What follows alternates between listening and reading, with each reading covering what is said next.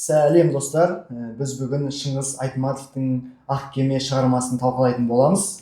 Бұл кітап жай ғана кітап емес, бұл бір баланың арманы, бір халықтың рухы болып саналады. Қысқаша танысып өтсек жігіттер, өзіміз туралы, қайда оқимыз, қай курс, қандай қызығушылығымыз бар деген сияқты. Өзімнен бастайын. Менің атым Мағжан болады. Мен болашақ математика информатика мұғалімі және де осы сияқты красавчик жігіттердің менторы боламын. Сіздер айтсаңыздар. Менің аты жөнім Қасымбек Арыс. Мен де сіз сияқты математика факультетінде математика мұғалімімін болашақ. Осы Modern Teachers академиясын бітіріп, Modern Teachers болғым келеді. Менің аты жөнім Ерсұлтан. Мен болашақ математика пәнінің мұғалімі. Қысқаша осы.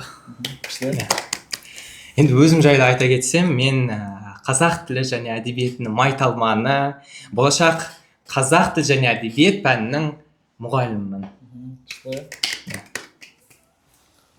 Енді бастайық. Бастайық жігіттер онда, Жалпы сұрайын деген, интерьер ма әлде ішуге бола ма?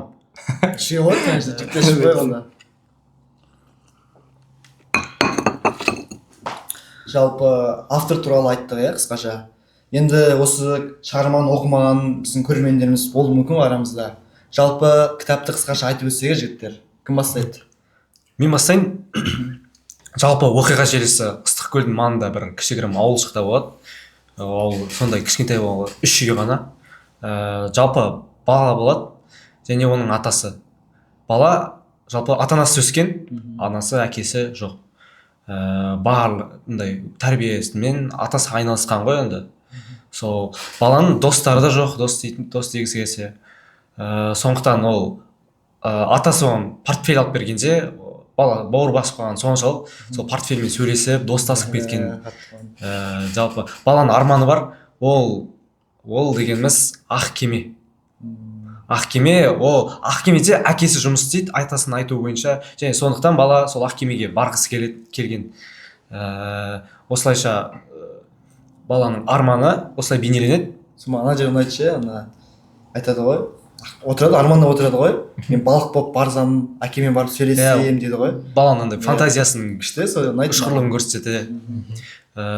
Кейінірек жаңағы атасының проблемасы бар, момын шалдың. Кейін Оразқұл деген кейіпкер бар. Ол жаңағы момынның қызы бар ғой, туған.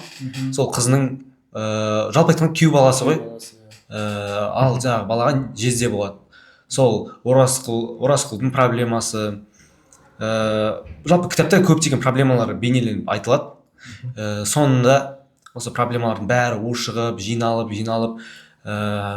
кішігірім жаман бір оқиға желісі болады. Атасы соншама үйреткен нәрсесі ол бұғы руынан шыққан болатын. Сол бұғыларды қадірлеу болатын. Былайша айтқанда ол қағидасын бұзды ғой. Қағида, сол бұғыны өлтіреді атасы. Және де екінші жаңағыдай үйреткен балаға ол басқалар тәрбиелі болу, басқаларды сыйлау, және де ең бастысы арақ ішпеу болады. Арақты сондай жаман зат ретінде көрсетеді. Енді бұл кітап КСРО желісінде уақытында болғандықтан өте ауқымды проблемалардың бірі ғой. Сол атасы арақ ішіп қояды да и бұғыны өлтіреді. Осы екі іс баланың баланың миында, санасында бір қалайтсам болады, бір осындай болғандай болады да. Соған былайша айтқанда әсер етіп, жиналып, былайша айтқанда ғой, у тарағандай болады ғой. Қарасаңызшы, баланың тек қана бірақ жанашыры бар де, атасы ғана былайша айтқанда бар ғой. Атасы да өзінің өң тұтқандай болмай қалады да, айтқанынан шықпай қалады деген сияқты ғой. Не істейді, уже атасы да оған көңілінен шықпай қалады, ешкім жанашыр болмай қалады. Сосын не істейді, сосын суға кетеді деген сияқты ғой. Батып кетеді. Осындай қайғылы оқиға болды. Осы менде ой салғым келіп тұр сіздерге. Менде қызық сұрақ пайда болды да. Неге ақ кеме, неге басқа емес деймін да? Неге мысалы портфель емес? Тәкаппар емес мысалы. Мысалы арақтың ажалы дегендей болады ше, арақ. Менің ойымша енді ақ кеме деген енді бір символдық мағынаға ие. Соны қалай ойлайсыздар? Жалпы қандай символ деп? Жалпы ақ кеме бұл жерде үміт ретінде тұр ғой. Баланың жаңағы ақ кемеге барсам, әкемді көрсем жақсы өмірім басталады дегендей. Сол әкесі Ақкемені үміт ретінде көріп тұрды да, жақсы өмірдің үміті. Жалпы осылай ойлаймын. жаңа өзгерістер дегендей. Жаңа өзгерістер. иә. Менің ойымша Ақкеме бала үшін бір арман болған сияқты ше, как будто андай ғой, оны алып кетіп әкесіне апаратындай, иә. Мысалы біздің де әркімнің өзінің арманы бар ғой, болашақта осындай деген сияқты. Мен солай көрдім өзі жалпы. Көпір ма жалғайтын, былайша айтқанда, иә, арманына жетелейтін, иә, жеткізетін. Жаңа қадам. Жаңа айтсақ болады негізі күшті. Жалпы ары қарай жалғастырсақ, мен сіздерге сұрағым, жалпы осы шығармада кейіпкерлер бар ғой, солардың проблемасын айтып өтсек, иә. Енді Ақкеме дегенде жалпы біз 3 проблема көреміз, иә. Ең басты деген үш проблема. Басты проблема баланың проблемасы, ол жалғыздықта өмір сүру, дос таба алмауы. Екінші проблема атасы Момын туралы. Момын ол ешкімге сыйлы емес, былайша айтқанда қадірсіз адам, әркімнің айтқанын істеп жүре береді. Ал үшінші Оразқұлдың проблемасы баласыздық туралы. Ол қатты қиналады, бір бала ала алмаған үшін, бір бала болмағанына. Сол үшін басқалардың да өмірі қиындата бастайды ғой. Сондай ғой. Мысалы өмірде Құдай дейді, Алла тағала бізге әртүрлі сынақ береді әр адамға ше. Мысалы Оразқұлдікі бірақ ерекше сияқты маған. Өйткені ода байлық берген, атақ берген деген сияқты. Бірақ енді өмірдің заңы ғой, кейде сондай болып қалады. Шын өмірде де бар ғой. Жалпы ода барлығы бар, бірақ именно ең ауыры былайша айтқанда баласы жоқ. Баласы жоқ. Иә. Қиын. Тағдырдан сұраған небәрі сәби тұғын. Бақытқа сол сәбиге керек еді. Жалпы мына жерде ең проблемасы үлкен ауқымды, ол бала жаңа ойлаймын, жаңа немересі. Оның досы болмағандықтан ол портфельмен сөйлеседі ше. Жаңағыдай тастарды, жаңағыдай әртүрлі жануар ретінде көрді. Дүрбісі бол, дүрбімен сөйлесті. Ол портфельді басында дүрбісімен таныстырады ғой, бұл менің досым дүрбі, портфельде бұл менің досым портфель деп. Сол баланың фантазиясы былай жоғарыда, баланың потенциалы бар. Бірақ сонда да жаңағыдай оған керегі жай ғана бір махаббат, мейірім. Әр балаға махаббат керек қой, былай қарасаң. Баланы мысалы өзім орнына қойып көрсем ше, қиын негізі. Тек қана атасы ғана болып тұр да. Мысалы оны даже әжесі де оны жетім деп айтады да. Бірақ айтады ғой, негізі мен жетім емес, негізі әжем жетім дейді да. Өйткені әжесі сосын келді айтады ғой. Иә. Не оның әкесі де жоқ, анасы да жоқ. Қиын ғой, неге досы жоқ, қиын ғой. Мен өзімді баланың орнына қойып көрдім. Қиын болды негізі. Өйткені өз жанашыры жоқ, тек қана атасы ғана деген сияқты. Атасы басында үлгі болып жүріп, соңында өз айтқанынан шықпады былайша айтқан кезде. Не істеді соңында? Суға батты деген сияқты ғой. Сіздер не айтасыздар? Жалпы қандай проблемалар болды басқа? Енді осы тұста Оразқұлдың мәселесі қазіргі кезде де бар ғой.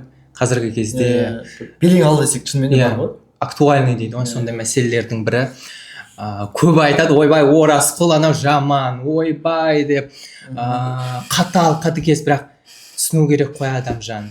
Ол бостан бос енді тағдырдың несімен ғой, енді тағдырдың кесірінен сондай болды ғой. Бірақ енді кейбір ойлайды, ойбай неге анау Оразқұл екінші әйелі алып алмайды, неге деп. Мынандай мәселеде менің ойымша жалпы ол жерде мынандай мәселе бар. Қалай айтсам болады? Беке, иә? Беке деген әйелі шын мәнінде ол емес, мен бедеу болып қалсам ше, қандай ой туындаушы еді, иә? Мысалы, бұрынғы заманда көбі, енді бұрынғы заманның адамы көбінде ауыл не ойлайды екен, адам не ойлайды екен, халық не ойлайды екен, сондай бір былайша айтқанда менталитет болды, иә? Былайша өзгенің ойымен. Иә, өзгенің ойымен. Ол діл дейді ғой, қазақ тілінде діл шатаспасам. Сондай менталитет болды. Енді қазір жақсы, маған ұнайды. Менің ойым маңызды дегенде, иә, ол жақсы негізінен қолдаймын. Оразқұлдың бейнесінен тәкаппарлықта өте көп көрінеді ғой. Кейбір жаңа бөлімдерде айтады ғой, шалға жекіп сөйлейді. Ей, сен менің арқамда жүрсің ғой, мен болмағанда сен қызын екеуін не істейтін едіңдер деп. Сол кезде оның бойындағы тәкаппарлығы көрінеді. Және өзінің монологы бар ғой, жаңа бөренен тасып жатқанда, Құдайдан жаңағындай сұрайды, неге мен осындай шира күйге душар қылдырдың, неге мен мына жерде қандай да бір совхозда ғой, совхозда жүрмін, неге қалада тұрмаймын мен, неге сондай мүмкіндік бермедің деп. Ол өзін жаңағындай қаладағы адамдар андай бір мәдениетті көрінше оның көзінде бір идеалды стереотип тәрбиелі көрін. Ал колхоздың адамдары олар дым білмейді, ешқандай талғамы жоқ, төмен жаңағындай білімі төмен, сондай көрді де, бірақ өзін солардан биік санады. Ол менмендік біріншіден, және тәкаппарлық. Сол осы жақсы бейнеленген деп ойлаймын. Келесі сіздерге бір күшті сұрақ қоймай отыр. Қазіргі қоғамда адамдар осындай рухани буғын өлтіріп жатқан жоқ па? Мысалы, экономиканы, немесе тіл деген сияқты. Сіздер қалай ойлайсыздар? Қазір Жалпы айтпақшы осы бұғы деп айттық қой, бұғы туралы айтып өтсек, бір кім айтады жігіттер? Бұғы туралы. Біздің кейіпкерлер білмеуі мүмкін ғой мысалы. Жалпы анандай деп ойлаймын, бұл жерде атасы бар ғой. Ол атасы үміт берді балаға. Үміт дегенде тәрбие берді, бастама берді. Жалпы фундаментін құрады ғой баланың. Ол жаңағы бұғананы қадірлеу және де арақ ішпеу. Бірақ соңында атасы өзі бұғананы өлтірді, арақты ішті. Ол қазіргі заманда былай көруге болады. Мысалы, ата-анасы тұрады да балаға, мынаны істеме, мынаны былай не істеме дейді де, бірақ өзі солай істейді. Қоқыс, мысалы, қоқыс шашпа балам, жер ананы сүй, тәрбиелі бол. Бірақ өзі сол жағдайға келгенде бір демалыстарға шыққанда ауаны ластайды, мысалы, қоқыс тастайды. Мысалы, әкелерінің көптеген нелер бар. Мысалы, әр бала түсінеді деп ойлаймын, әкесі өзі шылым шегеді, бірақ баласына айтпайды, айтады, шылым шекпе балам, денсаулығың бұзасың деп. Бірақ әке, сен өзің не бітіріп жатсың дегенде ғой, мысалы, әкеміз айтады да. Сол жалпы осындай деп ойлаймын. Сөзімен ісі келмейді. Иә, сөзімен ісі сәйкес келмейді. Бала ұяда нені көрсе шыққаннан соны іледі дейді ғой. Ата-анасы оның үлгісі ғой былайша айтқан кезде. Егер біз айтқан нәрсе өзіміз істемейтін болсақ, біздің болашақта балаларымыз оны істемейді, точно. Шынымен ба? Шын ғой, шын. Жаңағы айтсақ, рухани буғын өлтіріп жатқан жоқпыз ба? Осы қазіргі заманда. Бұғы негізі руханият, адамның сенімі, бұл мынандай символ деп білдім енді өз басым, бұғы негізі адамның сенімі, былайша айтқанда рухани тұрғыдан оның дамуы, деп былайша айтқанда автор солай суреттейді да. Былай айтсақ болады, адамдар, біз қазақтар бар ғой, қасқыр айттық қой, қасқырдан тарадық, көк бөріден тарадық деген сияқты. Қырғыздарда да айтады ғой, біз бұғыдан тарадық деп бір келі санап тұр, солай ғой? Келі санап тұр да. Осы қазіргі замандағы проблеманың бірі де осы тұрғыда айтылады, адамдар былайша айтқанда рухани тұрғыдан құлдырап бара жатыр. Рухани аш. Айтарым осы да, айтарым сол болды да дегендей. Шынымен қазіргі мысалы Шыңғыс Айтматов тұғыры биік бір жазушы ғой енді. Оны әлем бойынша таниды ғой. Көптеген шығармалар бар деген сияқты. Енді ол кісінің мысалы кейіпкерлерді берді ғой, осындай кейіпкер, Оразқұл деген сияқты. Оны қазіргі заманмен салыстырсақ, қазіргі заманның өз Оразқұлы бар деген сияқты. Қазіргі заманның өз момын шалы бар деген сияқты. Шынымен де ше. Бұғаны да теңепті да, күш теңептір. Мысалы қазіргі заманда адамдар экономиканы бастап жатыр деген сияқты.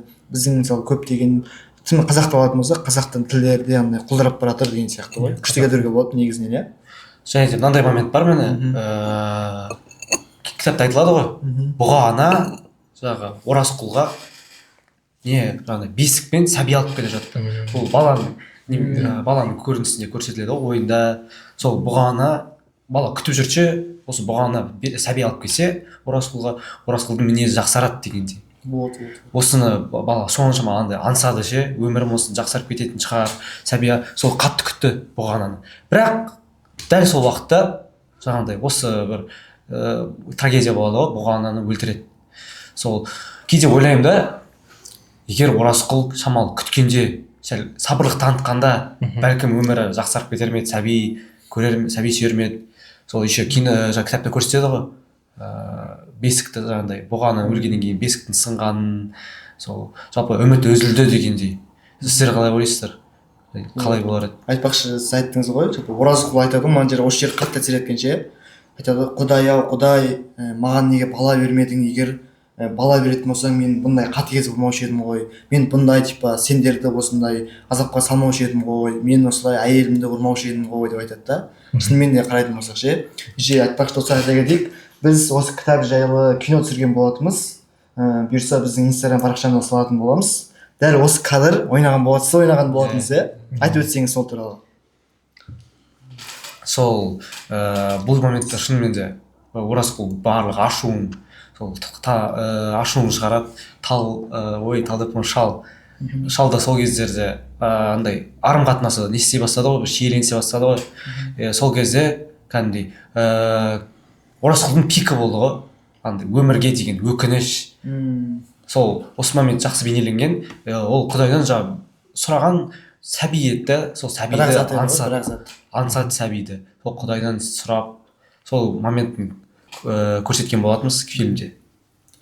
Жақсы, оны келесі сұраққа ауыссақ, егер ол бала бүгінгі заманда өмір сүрсе, оның ақ кемесі не болар еді? Қызық сұрақ, Ақ кемесі, оның арманы болғаннан кейін, енді әркімге әртүрлі, білмеймін енді. Мен үшін ақ кеме не болушы еді, мықты ұстаз болушы еді, бағдар беруші, Сіздер не айтасыздар? Жалпы ақ кемеде бұл жерде жаңағыдай шынымен Азик айтқандай ұстаздарды көрсеткен сияқты. Өйткені ұстаздар жаңағыдай бағыт бағдар беріп, үміт береді ғой. Сол сияқты жаңағы ақ кемеде үміт берді. Бізге қазір сол жетіспейді ғой, бағыт бағдар берушілер. Мысалға неліктен мысалы мектептерде оқушылар енді жас оқушы, жас бала ең психикалық андай тұрақсыз кездерде неге бір бағыт бағдар беруші, түзу жолға салушы, тәрбие беруші адам жоқ. Мысалы мектептерде жай сынып жетекші бар, ол білім жағынан қарайды, бірақ тәрбие жағы жай қала ма? Әл-Фарабидің сөзі бар ғой, тәрбиесіз алынған білім адамзаттың қас жауы. Сол сияқты мысалы әр сыныпқа бір сынып жетекші және де тәрбиеші, ментор сияқты беріп қойса, жаңағы ментор балаларға тәрбие беріп, бір бағыт беріп, сол адамға бағытпен егер бағыт көрсетіп, сол зарядтап отырса ше, өспейтін. Мен былай келтіруші едім негізі, мысалы айттық қой, ақ кеме мен үшін қазіргі заманда ол бала үшін ақ кеме телефон болушы еді деп ойлаймын. Не үшін? Мысалы айттық қой, мысалы мына шығарма оқығам, құдайға соққан бала дейді ғой, құдайға телефон соққан бала дейді. Шығарманы оқысаңыздар біледі. Ол телефонды құдай ретінде көреді, айтады осындай мен ар жағында ше анама типа шипа беруге көр деген сияқты. Екеуін ұқсастыруға болады. Яғни айттым, мысалы ақ кеме ол үшін үміт, арман болды. Ол да телефонды қарады да, телефонның ар жағынан әкесі келе ма, біреу звондай ма деген сияқты. Өзім солай ұштастырып жатқанмын ғой жалпы. Соны келтіресіз. Сосын жаңағы еще бір айта кететін жайт, баланың жаңағы психикалық бір әр бала андай болады ғой, бір үлгі тұтатын адам іздейді ше, үлгі тұтатын. Мысалға фильмнің кітаптың барысында ол момын шалды үлгі тұтады да, үлгі шалды жақсы көреді, өйткені атасы андай. Ешкім оны құрметтемесе де, атасы тәрбиелі болатын ше, әр адаммен амандасып, өмірлік ұстанымы түзу болды да. Кейін ол жаңағы ауылға соғып кеткен бір шопырлардың бірі Құлбекті көрді. Құлбек жаңағыдай өзінің жолдастарының арасында ең беделді және де ең күшті, мықты сезінді ғой. Сол бала былайша айтқанда өзіне бір үлгі тұтатын адам іздегенде болды ше. Шын өмірде де солай ғой, бала кез келген адам бір үлгі тұтатын адамға ұқсағысы келеді ғой. Сол сияқты өмір сүріп, соған қылықтарын қайталап, сол сияқты ең соңында кітаптың андай бір моменті болады ғой. Уже шал уже ішіп алғаннан кейін бала уже қиналғанда ол былай ойлайды, Құлбек келсе екен, Құлбек мылтықпен кеп бәрін қорқытып, арақ ішпеңдер деп, мынау Оразқұлды ауылдан қуып жүрсе екен деп өзі сондай ойлар кетті да. Сондықтан ойлаймын, әр бала осы жерді оқыған кезде менде күшті идея келді ше, андай мысалы андай ғой, Абай жолын оқысаңыздар, мысалы Абайдың жас кезінде андай сырттан адамдар келеді, жолаушы адамдар келіп Абайдың үйіне қонған кезде Абай қатты күтуші еді ғой, бірге осындай түрлі шығарма еститін, әңгіме еститін соларды ше. Немесе мысалы Шоқан Уәлиханов туралы шығарма оқысаңыздар да, енді әжесі бар тоже, Айғаным иә қателеспесем. Иә. Абайдікі Зере. Зере. Тоже қандай ғой, жолаушы келген адамдарды қатты күтеді ше, өйткені көптеген жаңалықтар келеді, әңгіме айтып береді деген сияқты. Сол сияқты осы шығармада да бала сол қатты күтті иә, былайша айтқанда. Құлбекті қатты күтіп, андай бір екінші рух берсе ғой дегендей ма? Құлбек те мындай жаңағы ақ кеме сияқты екінші үміт қой былай қарасаң. Иә, шынымен де сондай. Жалпы келесі сұраққа көшетін болсақ, бұл кітап не үшін мұғалім жобасы студенттерге, яғни сіздерге берілді деп ойлайсыздар? Ереке, не ойлайсыз? Бұл кітап біз енді болашақта біз мұғалім боламыз ғой. Сол үшін біз алдымыздан қаншама оқушылар өтеді, қаншама адамдар өтеді. Сол балалардың ішкі жан дүниесін түсіне білу керек сияқты.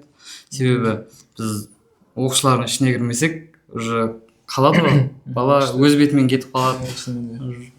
Оны басқа адам уже ол адаммен басқа адамды үлгі тұта бастайды ол. Ал ұстаз сол баланы өзінің ішіне кіріп, қандай жағдай, қандай ситуацияда тұрғанын түсініп, ол баланы алып шығу керек қой сол жағдайдан. Және де жаңағы бізге оқуға берген тағы бір себебі бар деймін. Өйткені жаңағы айта кеттім ғой мен, балалар психологиялық тұрақсыз ғой. Оларға не үйретсең, соны арқай алып кетеді ше, сол бағытта. Ұстаз жалпы бізге түсіну керек, что бала қандай тәрбие берсек, қандай ойым жинақтап алайыншы. Иә, шынымен де қандай тәрбие берсе. Енді мен өз пән тұрғыдан айта кетер болсам, жалпы көп айтады ғой, жалпы біз әдебиетті не үшін өтеміз, шығармаларды не үшін оқимыз деп сауал келеді көбінде әдебиетшілерге. Сонда мен айтарым, жалпы кітапты міне осындай жағдайлар болады, өмір осындай.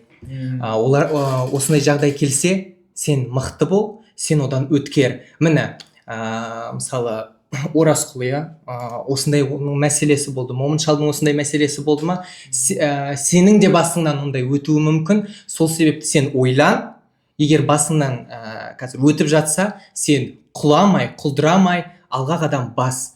Бір нәрсесін шешімін тап. Енді Шыңғыс Айтматов та, жалпы Шыңғыс Айтматов та нетеді ғой, көрсетеді осындай бір шешімі болу керек қой, сіздер табыңыздар деп ой салады негізі.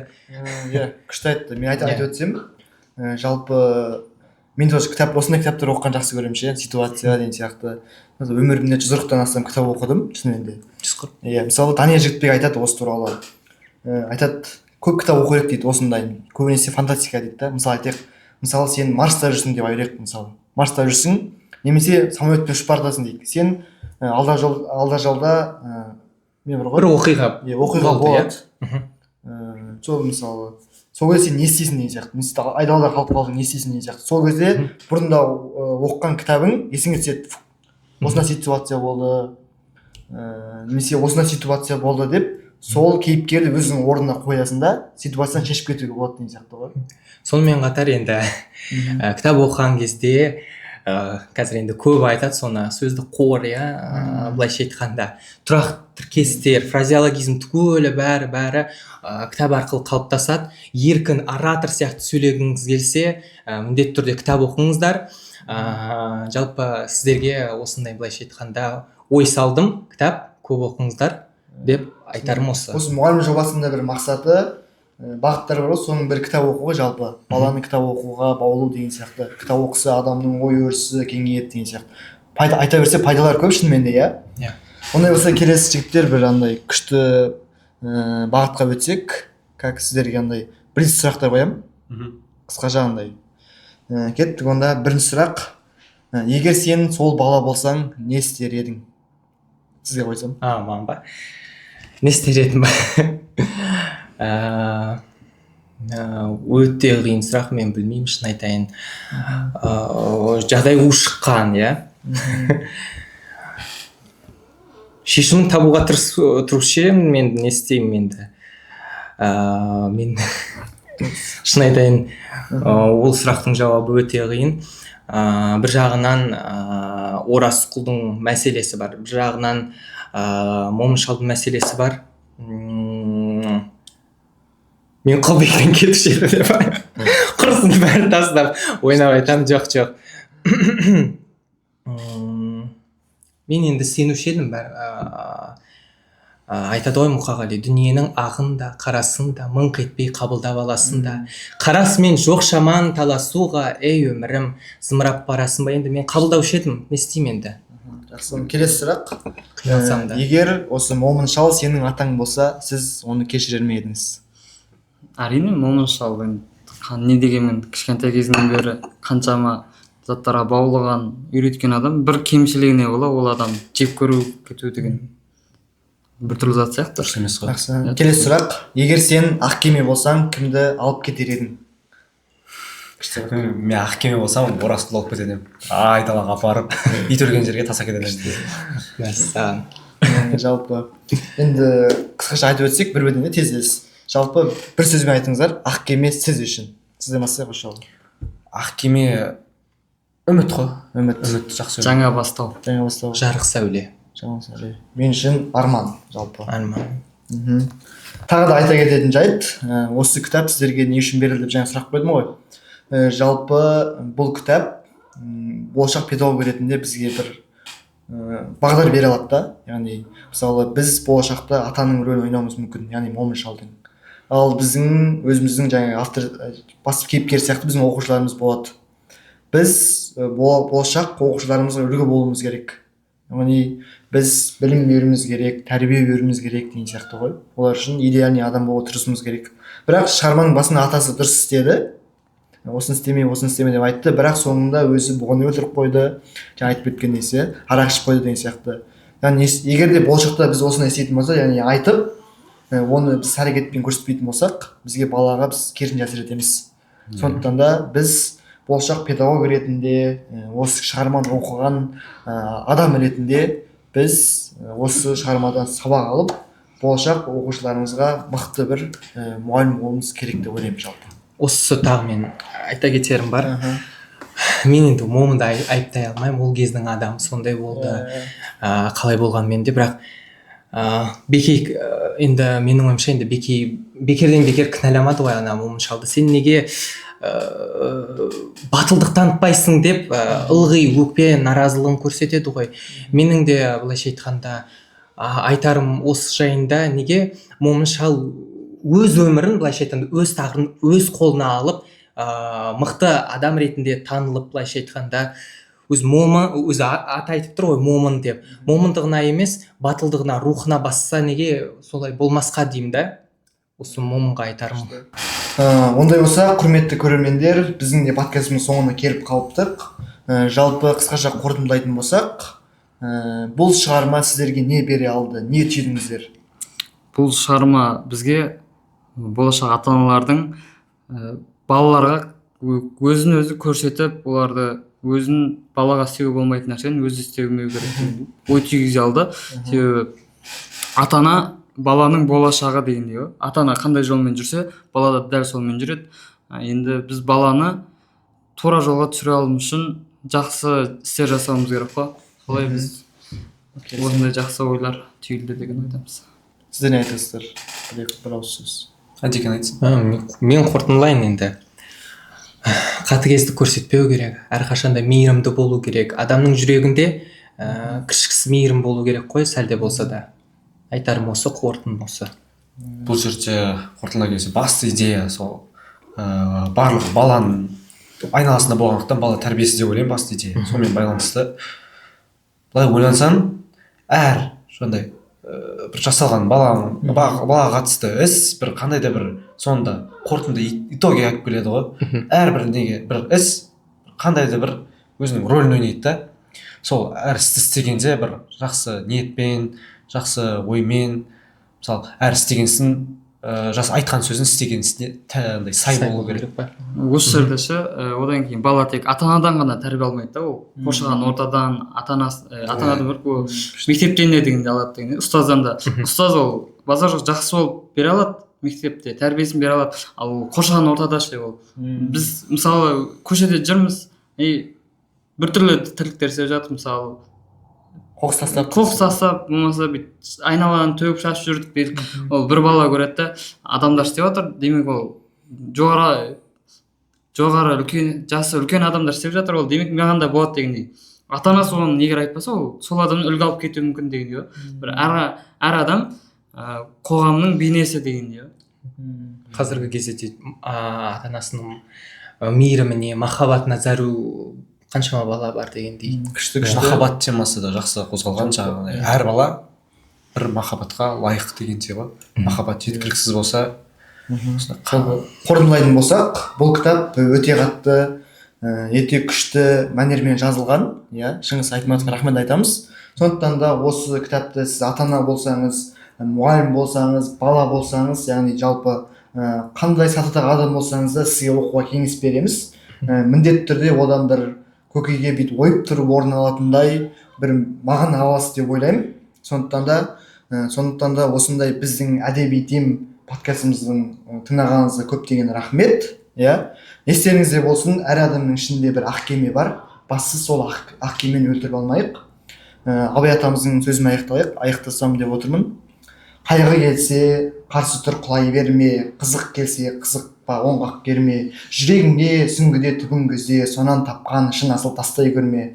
Рахмет, сау болыңыздар.